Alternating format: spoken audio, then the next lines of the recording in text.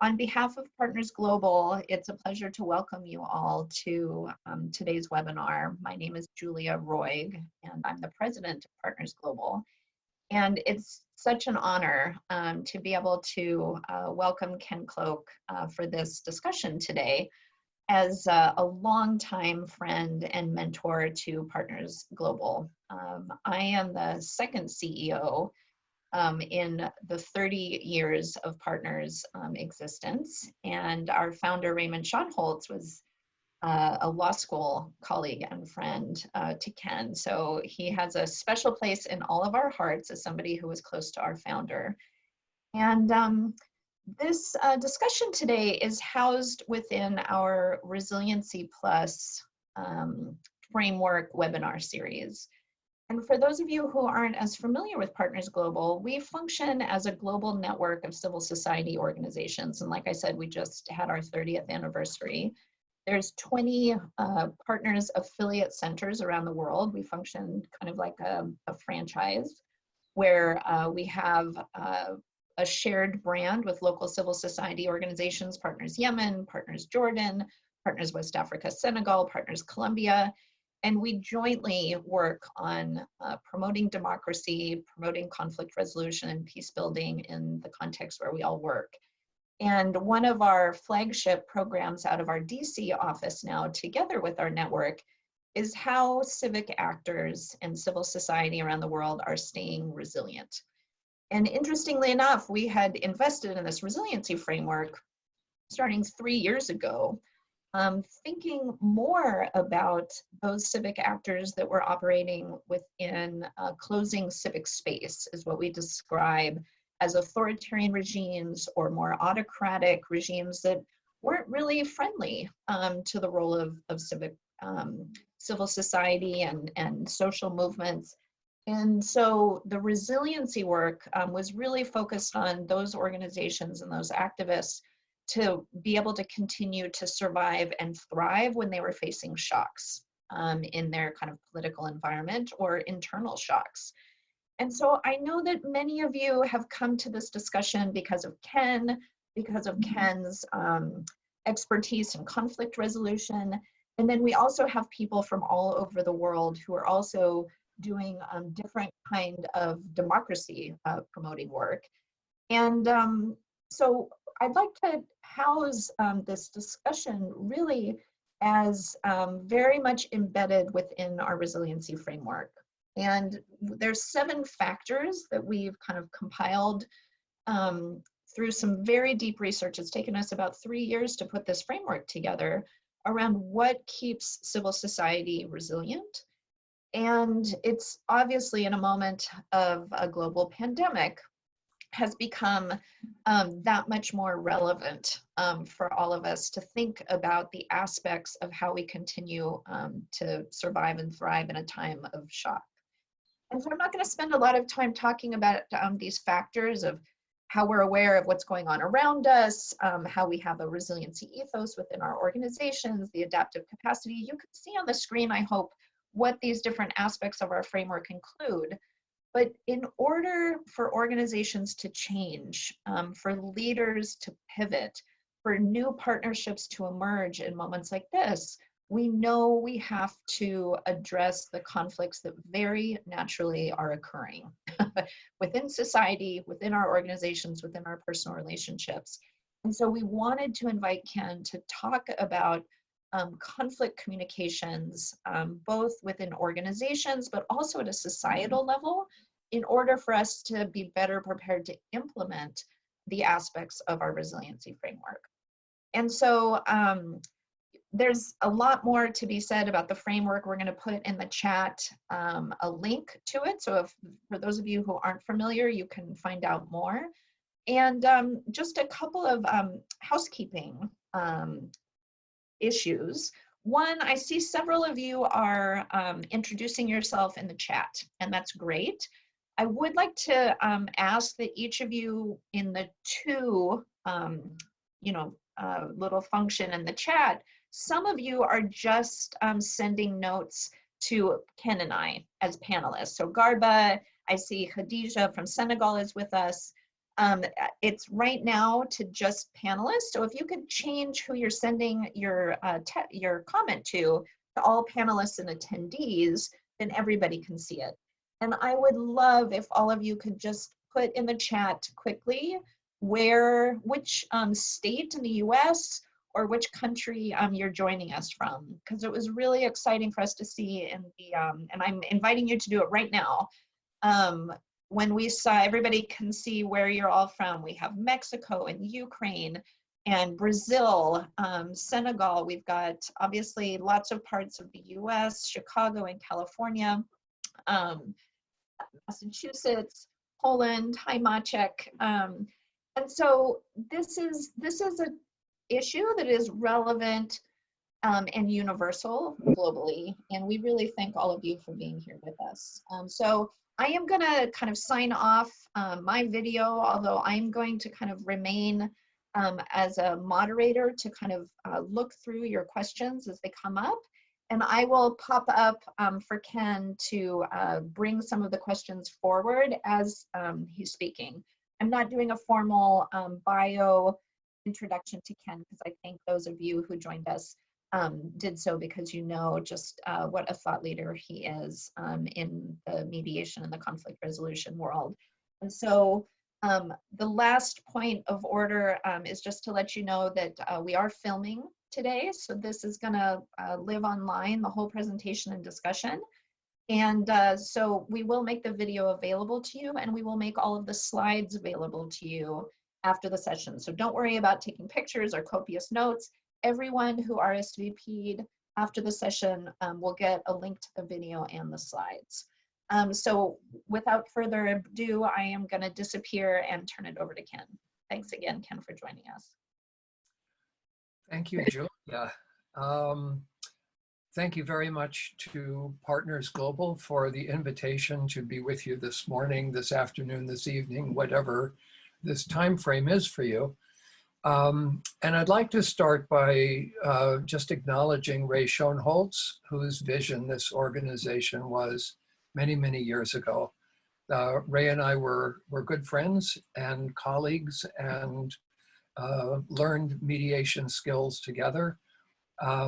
And so I would really like to dedicate whatever learning we may gain from this morning's session to Ray's memory for having really planted the seed that has led to this conversation. Secondly, I would like to say that the slides that you'll be receiving belong to you once you receive them. You don't have to ask for permission to use them. They're yours. And the goal is for you to be able to adapt whatever those slides say to the circumstances and the difficulties and problems that you face within your culture, within your country, within your community, within your civil society organization, because that's the basic idea. And it's a part of what mediation stands for, and what distinguishes it from the law, which is the fact that it is not a one-size-fits-all process. We don't begin with a rule and then try to bring human beings into that rule. We begin with the human beings and develop the rule out of the circumstances and the values and the cultures of those individuals. The second thing that I would like to say in beginning is we are having this conversation in the shadow of the pandemic. And I know that everyone who is on this call is facing their own personal issues in connection with that pandemic. And I would just like to say on my behalf, on Julia's behalf, on behalf of Partners Global, that we hope that everyone here is well and that you have been able to find a way of surviving this pandemic. And we also want to extend to you our condolences for any losses that you may have experienced. We are not done with this pandemic yet. and we are not done with the challenges that we are facing as a result of all of the circumstances in the world that cause us to come together and link up with one another in problem solving. So let me say that a part of what we need to talk about is the relationship between resilience and conflict resolution and their relationship to democracy. Because one of the things that distinguishes democracy from autocracy and dictatorship in a similar kind of way to the way that mediation is distinguished from the law is that it's more complicated. It's more intricate and subtle. It requires, in other words, a higher order of skill than the skills that may have been required at some lower order of interaction and relationship. So if you are in a dictatorship, the only real skills that you need are the skills of blind obedience and how to know when to keep silent. But when you move into a democracy, you can see that just at its most basic level, just in a procedural democracy, you require skills in being able to decide who the leaders ought to be for that society. But those issues are often decided by elections, and elections are yes and no propositions. That's a higher order of skill to be able to answer yes or no, but a vastly higher order of skill is the order of skill that is required in order to participate in making decisions ourselves. And that's what civil society represents. It is the foundation for authentic democracy, for substantive democracy, because it doesn't say that there is one approach that fits everyone. Instead, it asks each, what do you need? And then develops solutions based on those unique needs that individuals have. And that's the essence of interest-based processes. So back to the idea of resilience for a moment. And I think that we can say that there is a relationship between resilience and conflict because chronic systemic conflicts reduce resiliency. Initially, inside of each of us, because we become less resilient the more conflicted we are internally. In relationships, for example, in couples, in families, also in teams and in organizations. If there are chronic,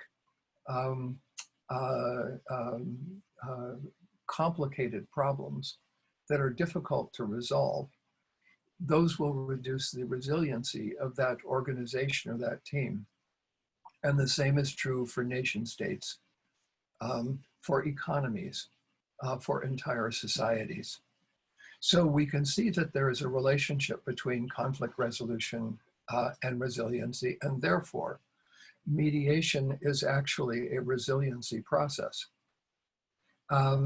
And if we think of it in that way, then what we will want to do is to figure out how do we increase that ability to respond constructively and creatively to stress, to respond positively and empathetically to people who are in difficulty.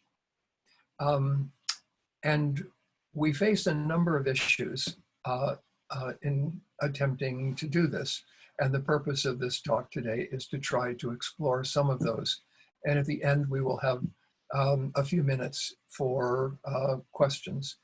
But what I would like to do is to skip around a little bit. I've given you a lot of slides, and I'm not going to go through all of them, but you're welcome to take a look at them. But let's start with a couple of quotations that I think may be useful for us in thinking about resiliency. First is from James Baldwin, brilliant American writer. It demands great spiritual resilience not to hate the hater whose foot is on your neck, and an even greater miracle of perception and charity not to teach your child to hate. And we are living in environments around the world where hatred has become a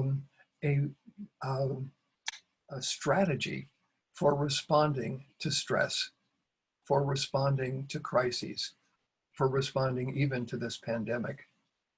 Viktor Frankl, who was impacted by the concentration camps which he was in during World War II.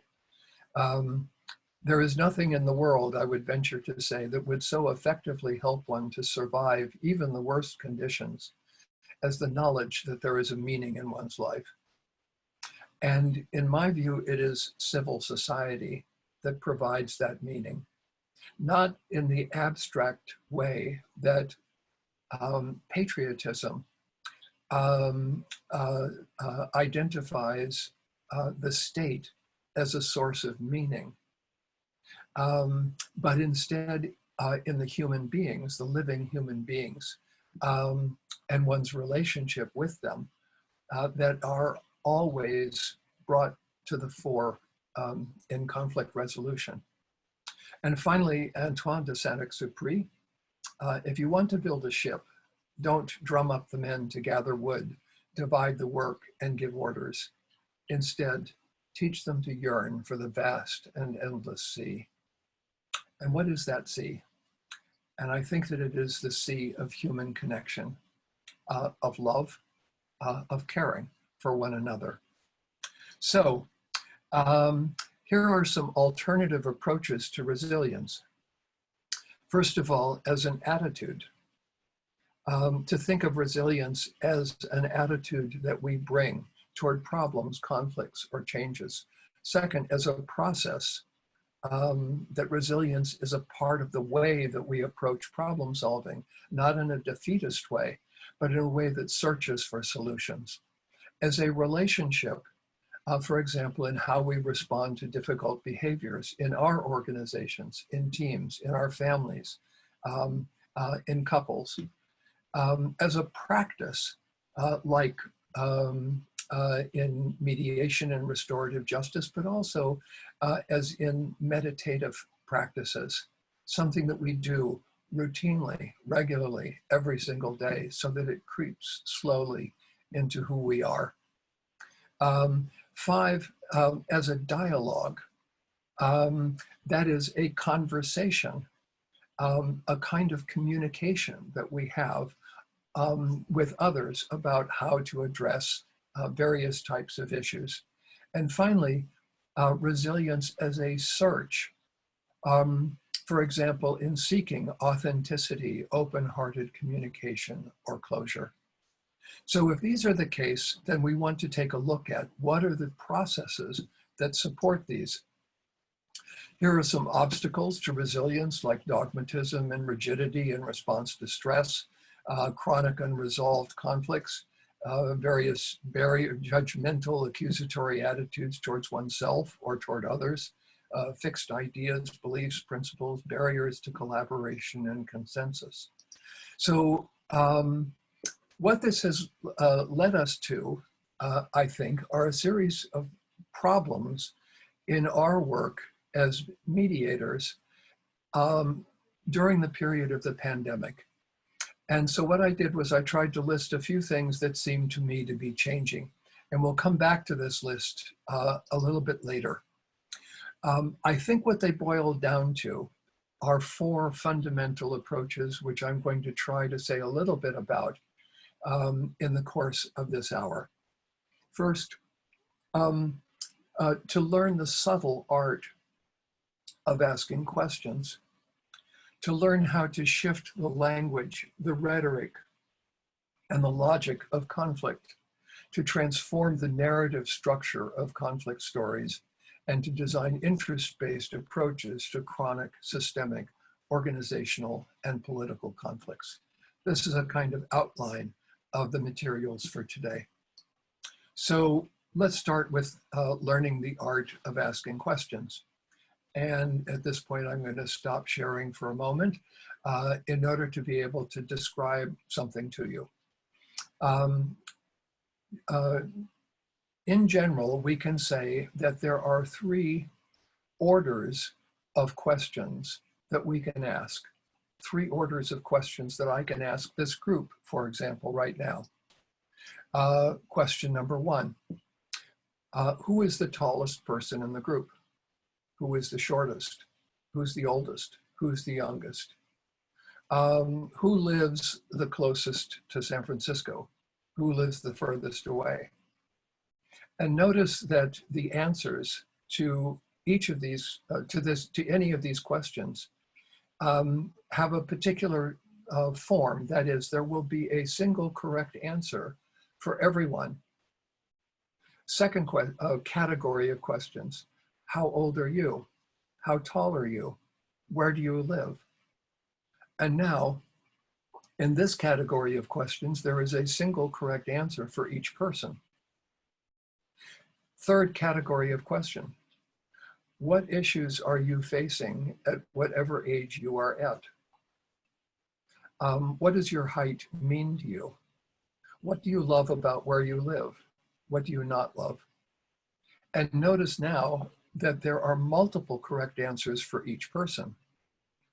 The first category of question are the categories of question that apply to dictatorships, to power-based relationships. The second category to legal institutions and to rights-based relationships.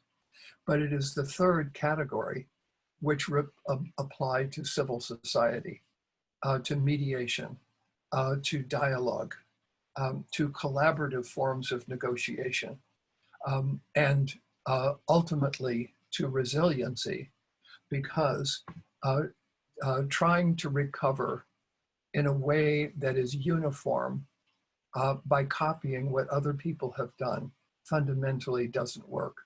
We are too unique for that.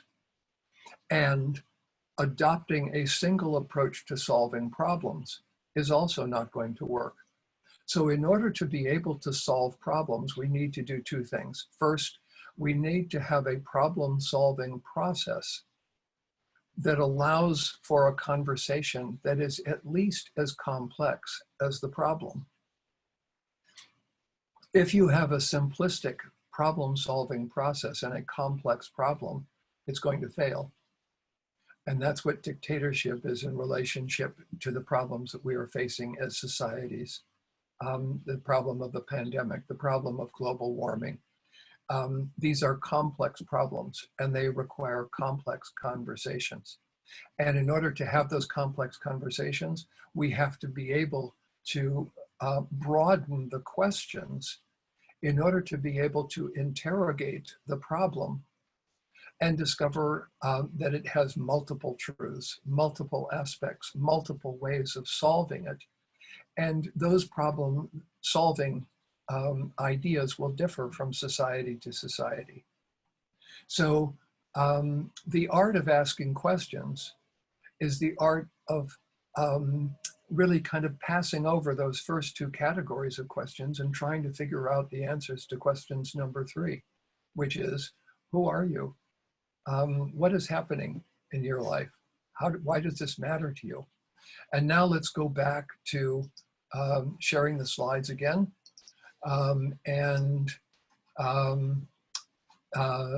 see what this leads us to. Here, there are two really useful quotes. Elie Wiesel, we are all partners in a quest. The essential questions have no answers. You are my question, and I am yours. And then there is dialogue. The moment we have answers, there is no dialogue. Questions unite people, answers divide them. So why have answers when you can live without them? Brilliant, absolutely brilliant. And now, the Hungarian novelist, Sándor Márai, if no one has read him, I recommend his novels. They're quite amazing. One's life viewed as a whole, is always the answer to the most important questions.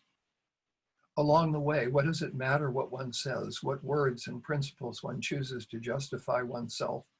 At the very end, one's answers to the questions the world has posed with such relentlessness are to be found in the facts of one's life. Questions such as, who are you? What did you actually want? What could you actually achieve? At what points were you loyal or disloyal or brave or a coward? And one answers as best one can, honestly or dishonestly. That's not so important. What's important is that finally one answers with one's life. And that is the kind of question that we are searching for, the question that we answer with our lives. So here are some questions about asking questions. Who wants to know? Who exactly is asking the question? Who are you, in other words? Why do you want to know? What's driving your curiosity? Why do you care what the answer is? Number 4 is really important to me. Is the question dangerous enough? And by dangerous, I mean close enough to the center of what could change as a result of the answer. That's what makes a question dangerous, is that everything could just suddenly change. What question does the other person most want you to ask or least want to answer? This is a really useful question. What in your life or theirs could change based on the answer? What is the meaning of the question to you and to them? What is the type and quality of energy that is contained in the question? And this is a really important idea, that questions have energy. Sometimes it's very little, sometimes it's immense, sometimes it's explosive energy. You can drop people to their knees with a question. And you can drop yourself to your knees, just in awe at the power of that question. How much audacity and kindness are represented in the question? If the question isn't audacious, you're not taking enough of a risk of honesty. And if it isn't kind, you're not caring enough about the person who's on the other side of it. How willing are you to ask the same question of yourself? How prepared are you to be shocked by the answer? And how might you turn the answer into a deeper question? These are important questions to start with. And here are some questions that we can ask, internalizing questions in conflict. That is, questions that draw people away from the other person as the source of their conflict and bring them back into the source of the conflict inside of themselves. Have you ever experienced this kind of conflict before? What kinds of conflicts have you experienced in your life? What are some things you haven't done but should have, or did do but shouldn't have? Who wrote the script for what you did or didn't do, and when and why, and what shaped the script? What is this conflict asking you to learn or to let go of? What do you never ever want to experience again?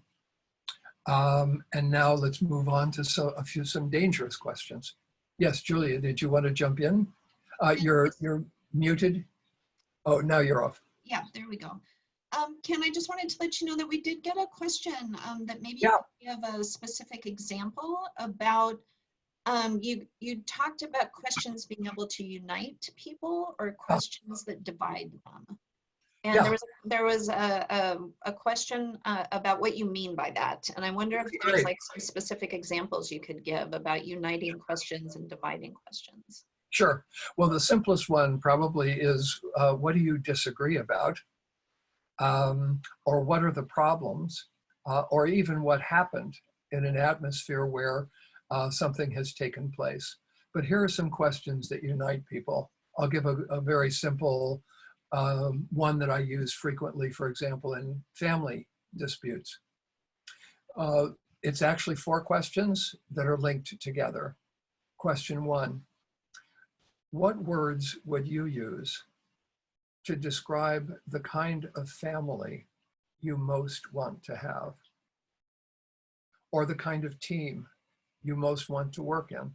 Or the kind of organization you most want to be a part of? What words would you use?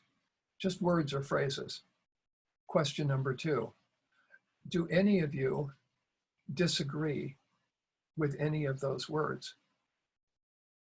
And nobody has ever disagreed. If there's some small disagreement, we try to figure out a different way of saying it. And if the disagreement persists, just drop that. That isn't a word that you can reach agreement about. Question number 3. Well, after question number 2, it's clear they've reached consensus.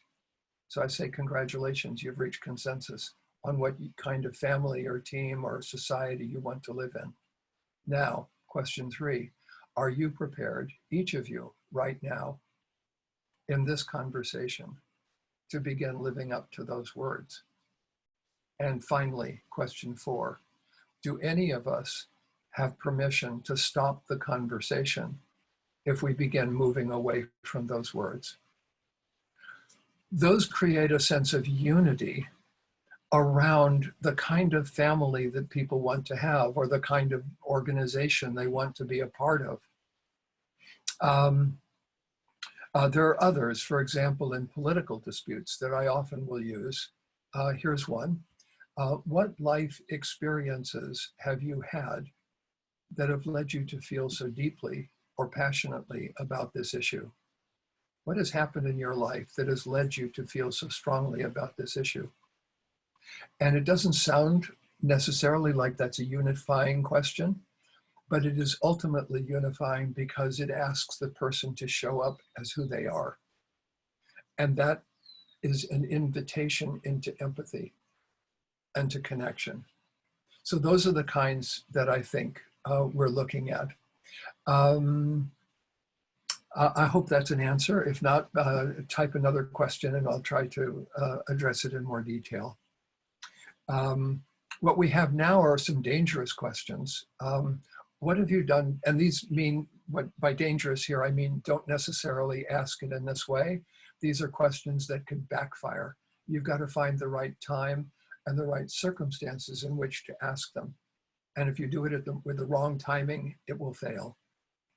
What timing means is your empathy and your connection with the other person that gives you permission to take a risk with them. What have you done to create the very thing that you are most troubled by? What have you been clinging to or holding on to that it's now time for you to release and let go of? What are you responsible for in your conflict that you haven't yet acknowledged to the other person? What do you most want to hear the other person say to you that you still haven't mentioned? What do you long for in your relationship with them? What's the refusal or no that you haven't yet communicated, or the permission or yes you gave that you now want to retract? The resentment that you're holding on to that the other person doesn't even know about? The promise you gave that you're now betraying? These are seriously dangerous questions. What is it that they or you did that you're still unwilling to forgive? Because the last one we forgive is ourselves. What price are you willing to pay for your refusal to forgive? And how much longer are you prepared to continue paying that price? Skipping ahead here, let's just cut down to the bottom. Who would you become if you let go of your anger or your fear? And what are you prepared to do unconditionally without any expectation of recognition or reciprocity by the other person? So there are a series of these. Again, I'm not going to go through all of them because I want to give you a kind of just overview. But I would like to highlight 2 of them. One is, with 20/20 hindsight, what do you wish that you had done differently? That's a really useful one. And one that is especially useful working with kids and with people in civil society, I found, is, what question would you most like to be asked by me right now? Isn't that a nice one? It's pretty amazing that people will answer it. And what question are you most afraid of being asked, and why? Well, that's a tough one. People have to stop and think about that. So Ken, do you mind if I make a quick comment, just because you invited me to do that? And jump in, you know, I definitely want you to keep going on the next part of the presentation, because I know we're going to take it to more of the societal level. But I want to make sure that our audience of civil society leaders around the world are are taking this in a way with our political work as well, because I find myself, even personally, really feeling challenged by these questions with those in society who have a different political Mhm. bent than I do. And so sometimes in a family situation, in a team situation, we can imagine that this would be possible, and we can see how it could be dangerous, but we'd be up to the challenge. And yet in highly polarized societies, where the very act of reaching out to those who potentially are a part of an oppressive regime or are supporters of an autocrat, that feels even more dangerous and yet so necessary to restore societal relationships. And so I wanted to really tie those questions in to our broader depolarization efforts. And for those civil society groups and those activists working under really difficult environments where they don't feel supported, even by members of their population, by their community, they still have to engage in these questions. So I just felt the need to kind of bring that into the kind of closing civic space challenges that we have as well, just as applicable.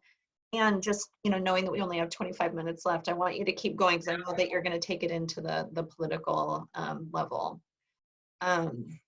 Yeah, actually, let me just kind of jump ahead into that, because this is a really powerful and consequential problem for all of us. There's a wonderful definition of fascism that was offered by Umberto Eco, who wrote The Name of the Rose and Foucault's Pendulum and a number of different novels. He's also a very famous semiologist. And he fought against Mussolini during World War II, at the end of World War II. And his definition of fascism is, in quotes, the simplification of language to the point that complex thought becomes impossible.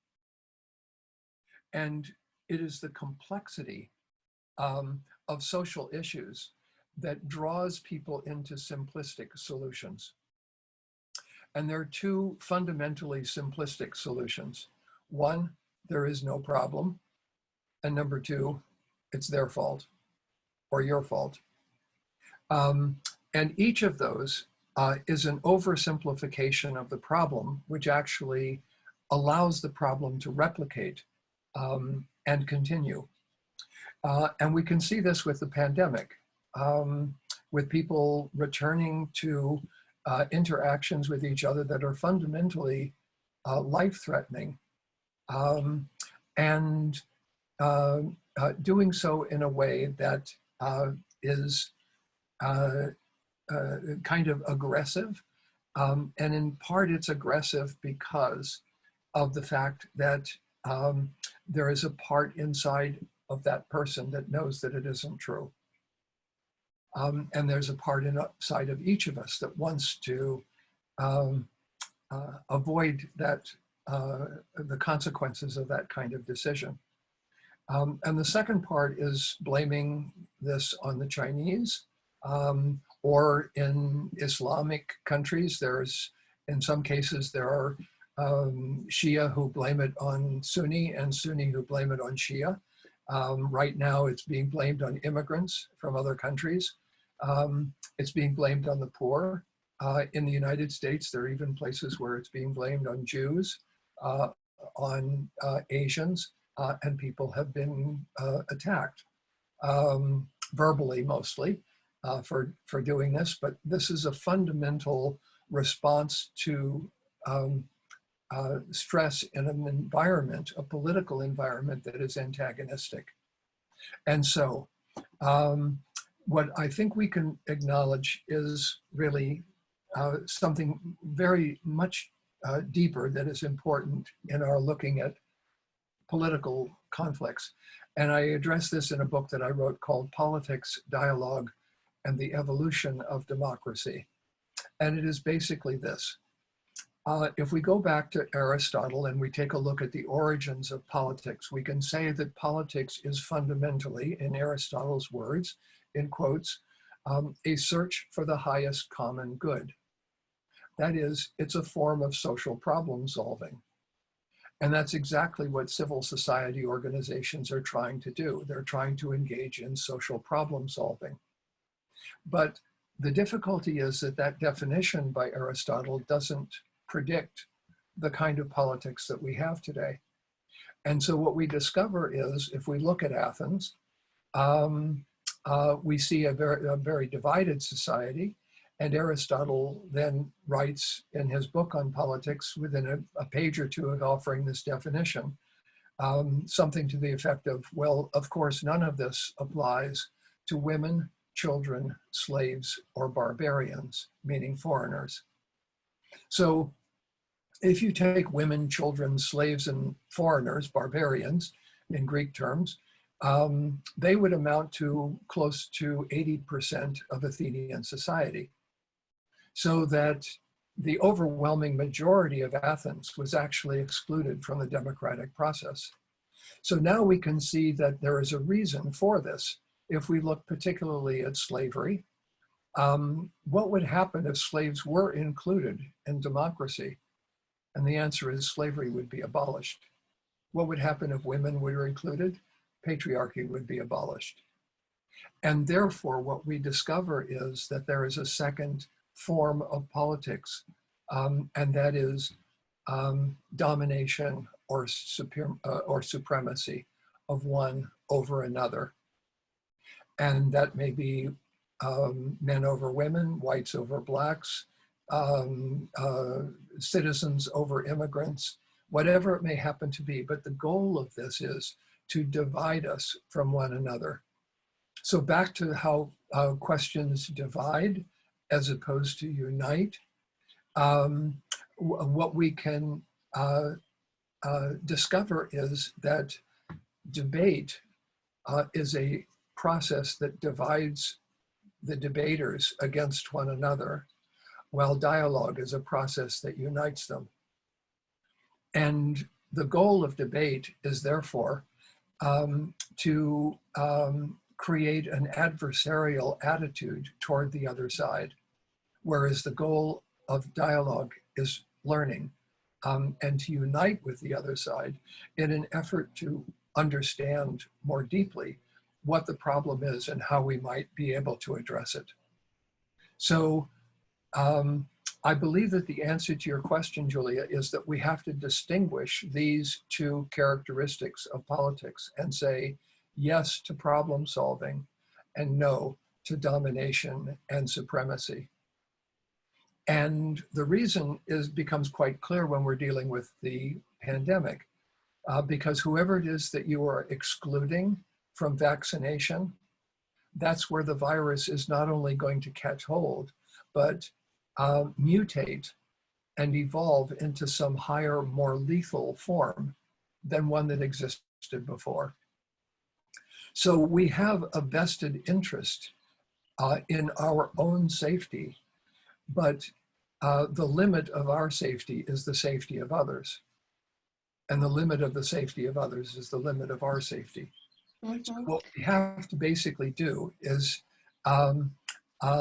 to draw people into problem-solving conversations with each other through a set of questions like, if I can just give one more short, brief example. In the United States today, we just went through the Democratic primaries, and I'm working with a number of civil society organizations where there are pro-Bernie people and pro-Elizabeth people and pro-Joe people and everybody else. But as soon as you say the word Bernie, the conversation stops. Everybody knows what you think, who you are, what you stand for, and there's no more problem solving. Mm-hmm. So the goal of the conversation has to be instead to say, before you tell us even which side of this issue you're on, who are you and what's important to you? What are your values?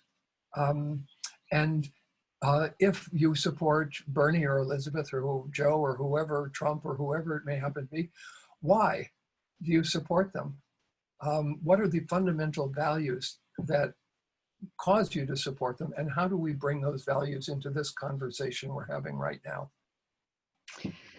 So thank you for that. And once again, tying it to kind of the work that everybody's doing is that the ability to have the legitimacy to keep the dialogue going, how we walk the talk, how organizations are not necessarily only in active kind of protest and watchdog mode, but in deep conversation with people, I think is how we tie it into our resiliency framework, is you've got to maintain that credibility with a constituency.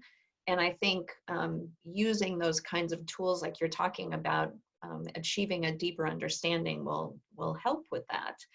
And then I also wanted to just highlight another question in the chat box, Ken, that there's a comment by Kimberly, and she wanted to definitely get your opinion, because you were talking about fascism and aggression in general. And I'm just going to read what she says. Is it not often true of aggression that it's a result of acting on something that you know deep down is not entirely true? Yes. And wanted to get just your reaction to that. And then just to give you a kind of 15-minute warning, so if we want to open it up for questions, we'll have to do that in about 5 minutes. Great. Yes. Brilliant insight, Kimberly. Totally correct. So how exactly does this work? And I think it works more or less in the following way. We have to break these things down into sub-pieces, smaller, and smaller bits. Reductionism first, holism after. So the reductionist piece of this is, how exactly does this take place? Answer, somebody just did something that hurt my feelings or that is against my self-interest. My self-interest is legitimate. My feelings are legitimate. Why would they have done this to me? Well, now I have two options available to me. I can either ask them why they did it, which requires me to become vulnerable in their presence. And since they've attacked me, I'm not so sure I really want to do that. Or number two, to assume that their intentions are harmful and therefore respond in a way that harms them. But the problem with doing that is my own empathy and capacity for compassion will rise up against me and prevent me from doing that. So what I have to do instead is I have to systematically dismantle my capacity for empathy and compassion. And the way that I do that is by reducing them to something less than human. And I do that through judgments, through insults, through disgust, through contempt. And every autocracy works through disgust and contempt. These are the gateway into hatred, so that you always find people who are about to be punished or injured, initially described in less than human terms. They're animals, less than animals, etc. So what I think we have to do then is to ask questions that humanize the other. And this takes place not only on a large scale, but on a teeny tiny scale in every single conflict that we experience. Don't we stereotype our opponents in exactly this way? Yes. And have judgments about them? And those judgments are preparatory to our counterattack, which is not resilience. Resilience instead is being willing to return to what the status quo ante was, which is the existence of trust and empathy and compassion for each other. So Ken, can I ask you to expand on that a little bit with another question that we got from Bojana from Serbia, because she's specifically, you are describing then a political manipulation of leaders to divide. And we're, thinking about kind of a democratic, let's say, a mask that's worn throughout the world of what looks like democratic practices, but actually is not. And so the words say one thing and the practices say another. and that so that manipulation is happening at a political party level, at a government level, and we have to respond somehow within the sector. And what you might say with regards to an kind of civil society maintaining our values in that environment, and yet recognizing that, you know, the government is not necessarily living up to those ideals because of a division, and how we need to respond by building that trust and that empathy, yet confronting the reality of some political manipulation. I think that's brilliantly said and absolutely right. And let's go a little bit deeper. Politics itself is a kind of manipulation. And that is, the manipulation is to hold out the carrot, if you will, of social problem solving and use it to hide the fact that you are carrying a stick, which is a stick of domination and superiority over others. And the way that you succeed is precisely by putting people on the defensive, by attacking them, for criticizing, for simply telling the truth.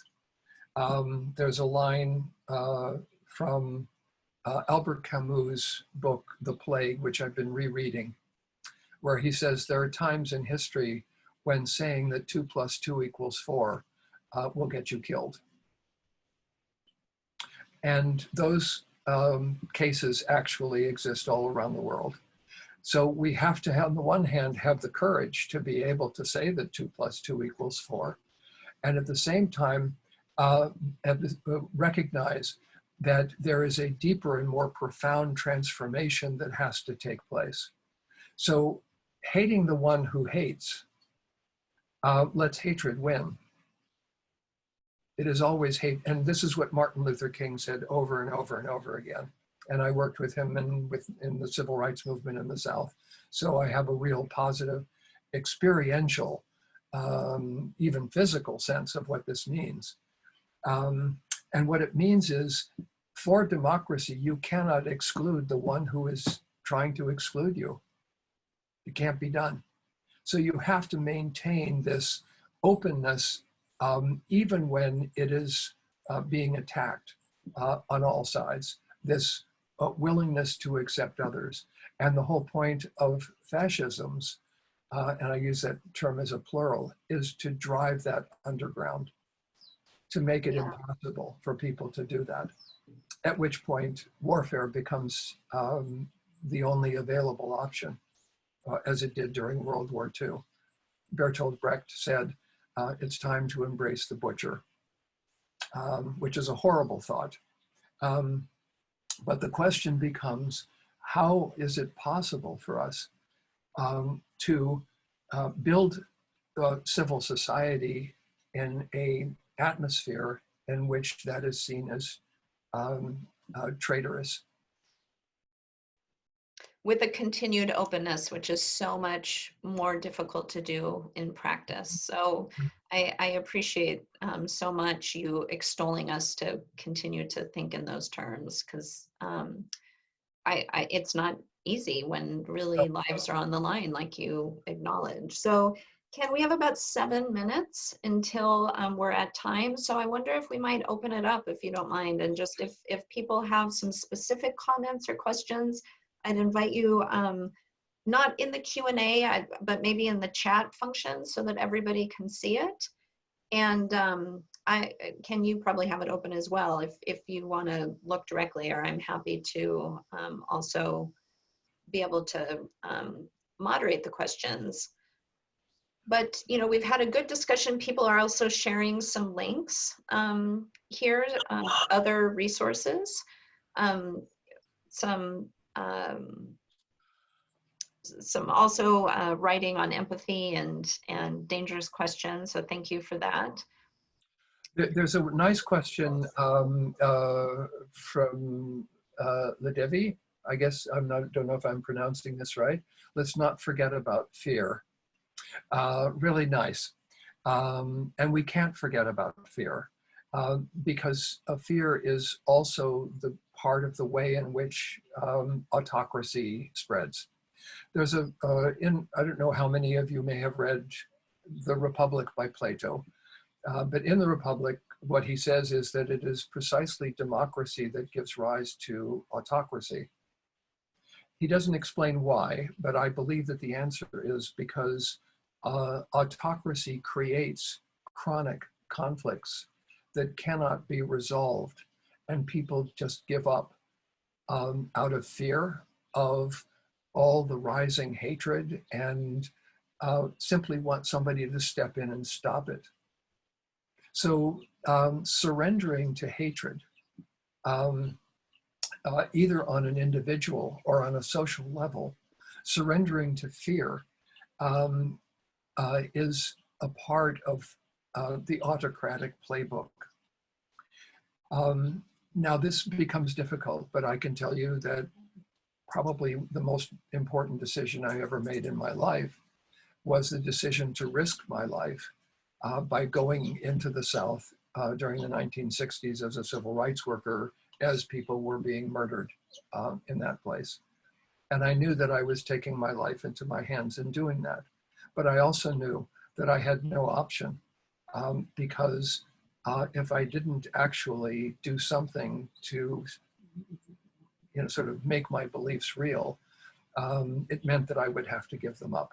And that's the crisis that autocracy or violence really forces you to address. Fundamentally, what we stand for is the abolition of fear of each other through conversation and dialogue and empathy, the discovery of the other within the self. Somebody put in the chat, Ken, that everything that comes out of your mouth is quotable.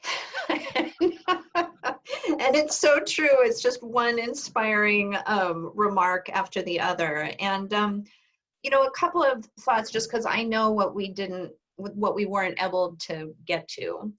And I do want to just, we are going to be able to send the slides to folks. And again, tying this a little bit to the partners thinking around resiliency. Everything that you're talking about, this walking the talk of being committed to not otherizing those that disagree with us, is a way of having resiliency and credibility in society, because they are watching. They're watching us as leaders and how we're talking about our work, how we're engaging with them. And I know that you were going to talk a lot about narrative as well. And, the narrative of civil society is in and of itself also being criticized and delegitimized.